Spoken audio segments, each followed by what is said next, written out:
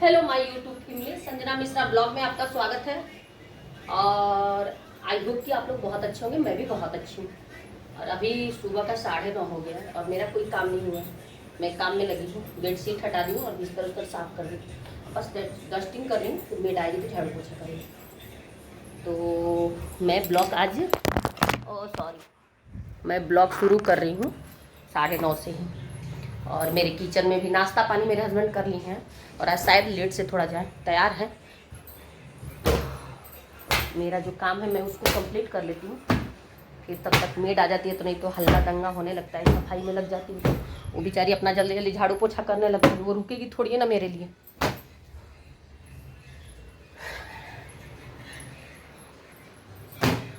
और इधर मेरे हस्बैंड लेटे हुए हैं, सोच रहे हैं सारा कपड़ा निकाली हूँ धुलने के लिए। कल संडे था तो धुली नहीं हूँ, बारिश हो रहा था, बारिश हो नहीं रहा था, थोड़ा सा धूप और छांव जैसा था, तो कपड़ा सूखेगा नहीं, तो थोड़ा बहुत धुली थी। और हाथ से कपड़ा कभी नहीं धुली हूँ, रोज़ मशीन चलता है मेरे वहाँ, दो बार तो चलेगा ही चलेगा। कभी ऐसा हो गया कि एक बार चल, और कभी ऐसा हो गया कि मैं नहीं चलाई तो शाम तक चला देती हूँ।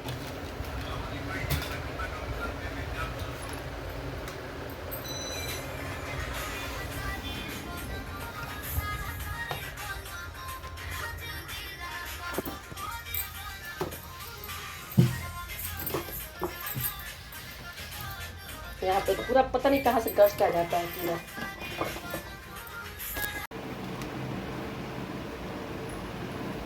सारा कप एक राउंड मशीन चला है। अब इसको बस पहले धूप में डाल देती हूँ, फिर इसको इनका कपड़ा है खुद खुद धूँ। ये सब रक्षाबंधन में जो पहले थे हम लोग वही है। इधर से आवाज़ आ रही है, आपको इग्नोर करिएगा।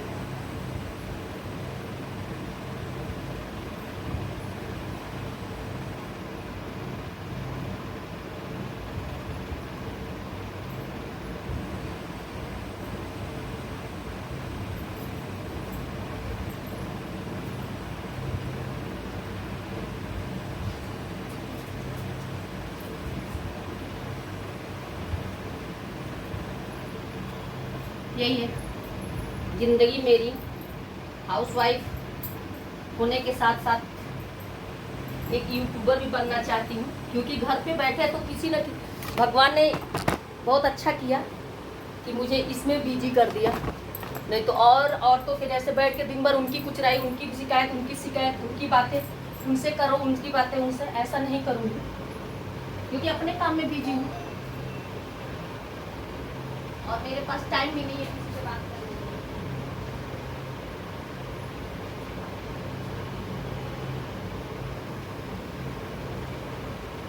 अगर मुझे कोई कुछ किया होगा तो पहले मेरे से करवा लिया होगा, तब कुछ किया होगा, चाहे कोई भी हो,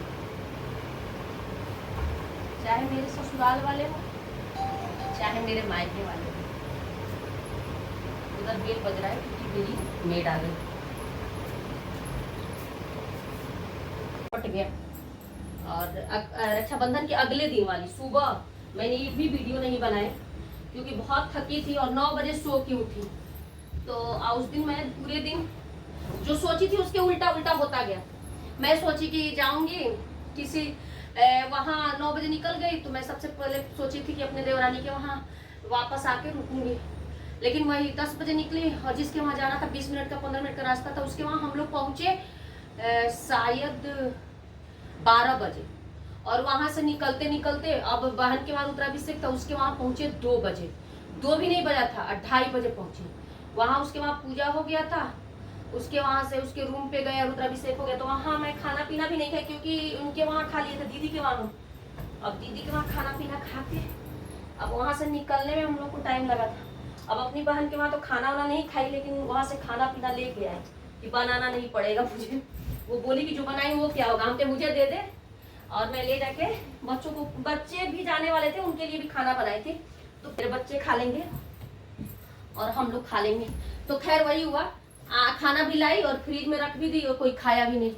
बच्चे सो गए, थके हुए थे, खाना पीना खाए हुए थे, घर पे खाना नहीं खाए और बच्चे सो गए। थोड़ा सा चावल, शायद क्या खाया, चावल छोला वाला कुछ खाया थोड़ा सा, और इसके पापा नहीं खाए। और रात को मैं दही बड़ा बनाई थी, वही बचा था। और हम लोग जा नहीं पाए डिम्पल के वहाँ भी, टाइम ही नहीं था। अब उधर से आने में लेट हो गया, इधर लगा कि कहीं उनका मतलब फोन आ गया बाबू का, तो वहाँ से मैं सोची कि उनको लेके वो लोग आ जाएंगे तो फिर उनके लिए भी खाना पीना बनाऊंगी, लेकिन वही हुआ कि हम लोग जहाँ सोचे थे वहाँ जा नहीं पाए। अब बताने से कोई फ़ायदा है नहीं, बताने पे कोई भाई यकीन तो करेगा नहीं, लेकिन नहीं जा पाए। बहुत जगह सोचे थे कि यहाँ जाएंगे वहाँ जाएंगे, कहीं नहीं जा पाए। तो सफाई देने की ज़रूरत भी नहीं है, सफाई भी दूँ और कोई विश्वास भी ना करे, इससे बढ़िया है चुप रहो, अपना काम करो, अपने काम में बिजी रहो।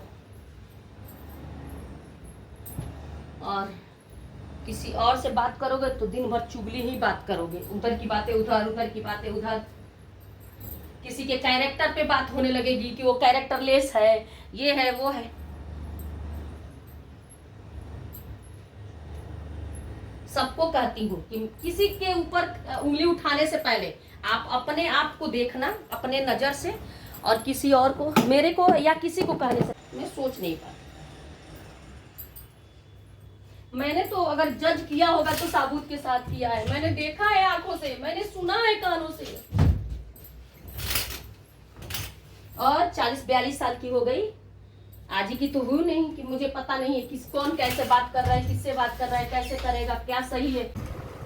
अब मैं वीडियो का यही एंड करूँगी और इसको अपलोड करूँगी। और जो भी मेरे चैनल पे नए हैं प्लीज़ लाइक कमेंट और सब्सक्राइब करें, और बेल आइकन को दबाना ना भूलें। बेल आइकन दबाएं ताकि नोटिफिकेशन आप तक पहुँचे, और मुझे सपोर्ट करें, लाइक कमेंट ज़रूर करें प्लीज़। ज़्यादा से ज़्यादा लाइक कमेंट और शेयर करते रहें और मुझे कमेंट करते रहें। तब तक के लिए बाय।